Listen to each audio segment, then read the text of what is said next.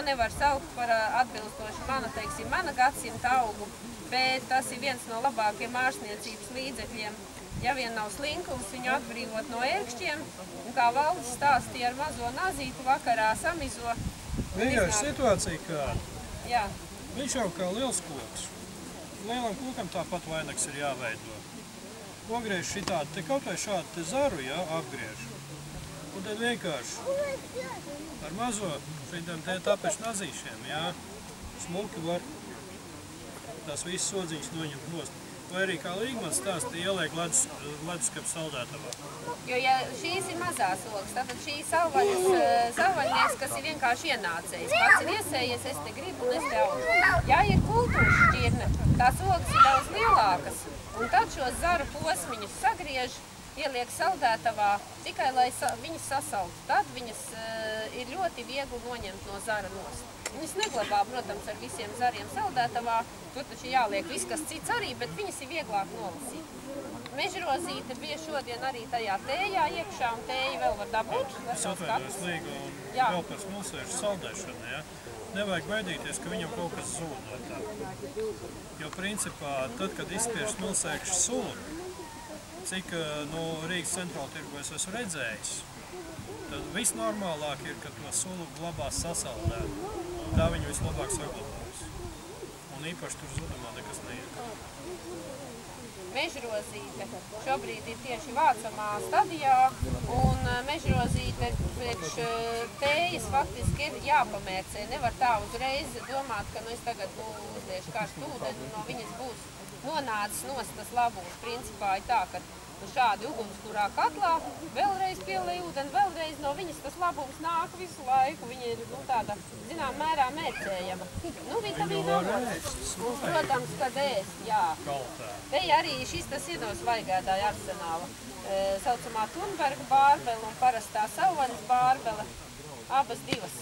Gan svaigi ēdamas, gan saldējamas, zaptē taisāmas, tējā gatavojamas. Nākošais vilkābele, te viens tāds savvaļas krūmu ceļmalas pārstāvis, būtībā šķirnes vilkābeles ir ļoti garšīgi šie augļi, kad viņus sagatavo kopā ar cukuru, kad gatavo, teiksim, svaigo biezeni. Tātad viss asinsritei un sirdsdarbībai un tā tālāk. Te ir viens, kur ogas nevajadzētu ēst, tas ir krūklis, izmanto krūkļa mizu. Ogas gan jau kādu putniņu apēdīs, bet cilvēkam viņas nav ieteicams. Tas ir... Var? Tu esi mēģinājis? Es nē. Es kā vecs mežsārds, labāk neaizsieku. Es esmu savā dzīvē apēdis 3 krūkļu ogas. Es zinu, ka es no meža ārā neiznākt. Ja es tur iedam pa mežu, būtu lasījis un bāzes visu mutē. Bet, tas ir tā. Tā var tad bērnībā apēd, ja? Jā, tad vēl tu esi. Tā, irbene.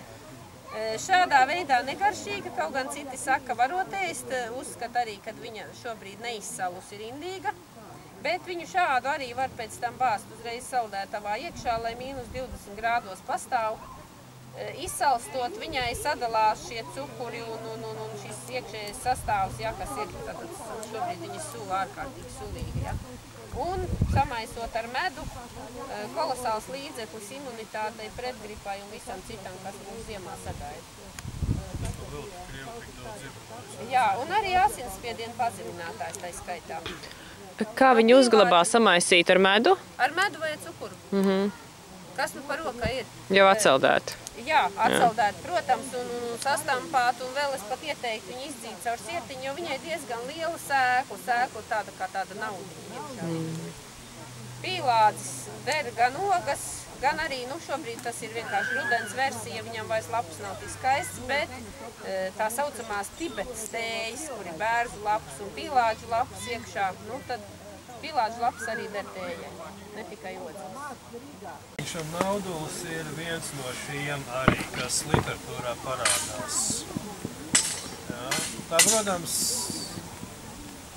šķiet diezgan delikāta tēma, bet,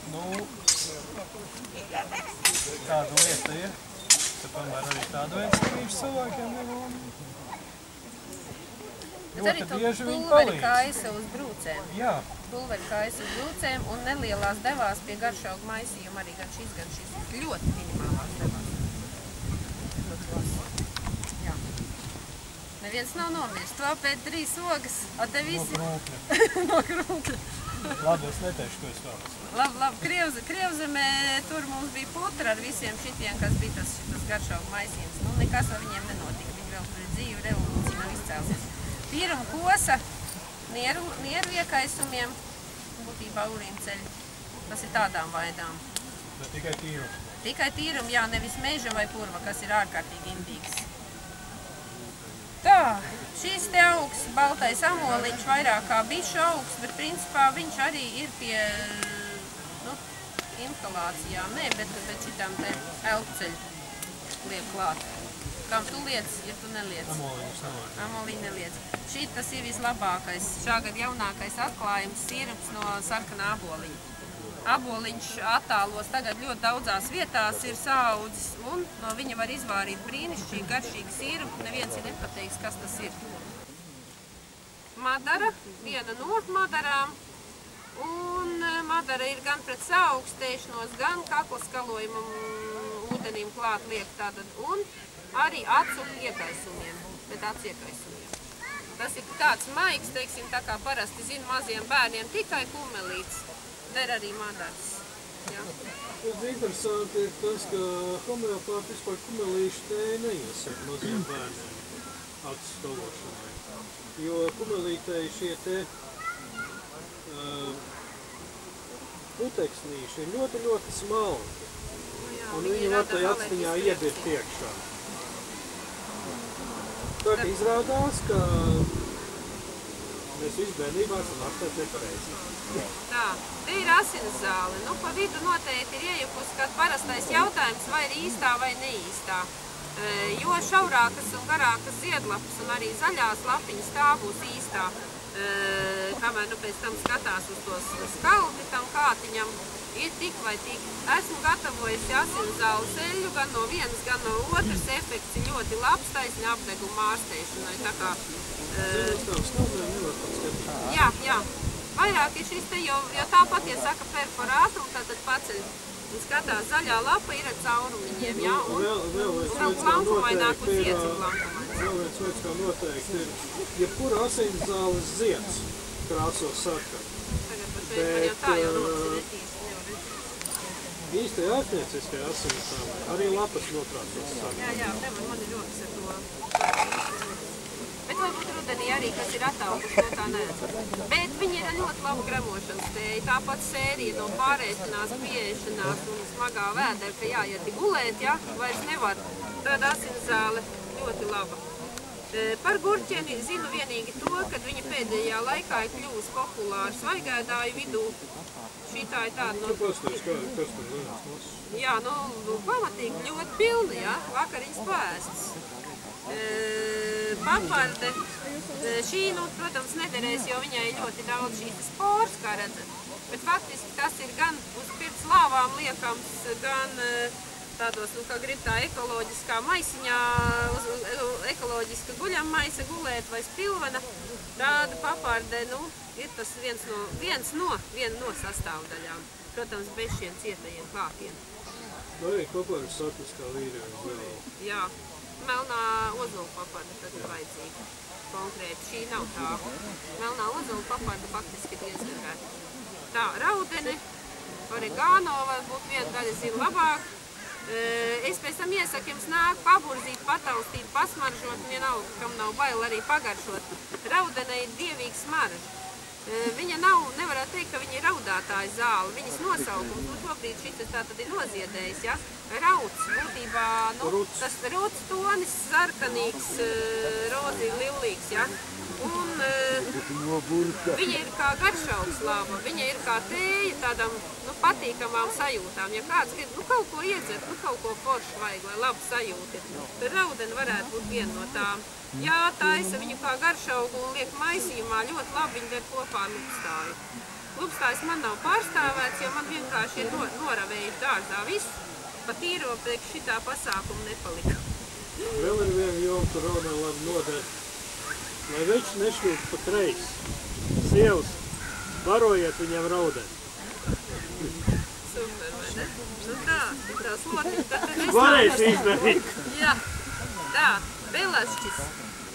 viena no pelaša žāvēšanas metodēm ir šāda. Nezinu, nu pat atkal viena Latvijas zāļas jau gan uzstāda savu ultimātu, kad ir lietojami visi šie ķekara visām miecvielām, bet es uzskatu, ka, lai nebūtu strīda tiem, kur ieraugot pelašas raut, ka tā ir rūgtā bērnības tēja, izkautē šādi un izberzē tikai ziediņus un nevāra nezinu cik burbuļiem, bet vienkārši aplej. Tad viņa nav briesmīga. Tas ir miecvielas. Pelešas ir baigi cimperlīgas tieši tajā sagatavošanas procesā. Un lai viņi būtu tiešām garšīgi un baudām tā tēja, tas ir tāpat kā ar zaļo. Viņi nedrīkst pa ilgu turēt. 3 minūtes, 5 minūtes ilgākais, nevis kā lielāko, bet minūtes 15. Ja turēsiet minūtes 15, nu tad tur būs riktīgi rūgtāk. Bet ja minūtes 5, pat ar 3 pilnīgi pietiek, lai būtu tāda forša, garšīga pelaša. Un negāž virsū verdoši, bet jau pats. Nevis tādu, kas jau kūp un iet pa gaisu. Priedē, protams, nerakstīju klāt neko. Priede ir ļoti laba priekšpirts, vienkārši izmēcēt pa karstu ūdeni, lai labi smaržo. Priežu pumpuri ar medu ir labs līdzeklis visiem bronhu un visādiem krekšķētājiem un klepotājiem. Un faktiski arī sakapājot skujas, uzlejot karstu ūdeni, lai dabūtu istabā labu gaisu, teiksim, ja kāds ir slims un viņam ir jau grūti elpot, tad tas ir viens no labākajiem līdzekļiem. Un, protams, tēja, bet tējai arī ir rūgtums. Kā vitamīni. Jā, vitamīni, jā. Kalme jau vienreiz pieminēja, kalme tātad tiem, kam salst rokas kājas deguns un ļoti labs gremošanas līdzeklis, bet kalmas sakne, tikai sakne, ja, tad šeit faktiski šī te daļa, ja, kur te atvases nāk uz augšu, vai tas mīkstais, ne, ļoti maz vajag, jo viņa ārkārtīgi izmaina sevišķi, ja jauktā tēja izmaina garšu. Nu, ir tā, ka, galīgi, jā, to nevar iedzert. Nu, kaut kas tik jocīgs ir. Nu, vēl jau kalma arī kā mazgāšanas līdzeklis, kalma sakne novāriens. Blusu aizdzinējs istabā. Jā, labas kā blusu aizdzinējs. Un kā viņa vispār ienākusi ir? Viņu ievaduši tatāri. Jo viņi kā darīja.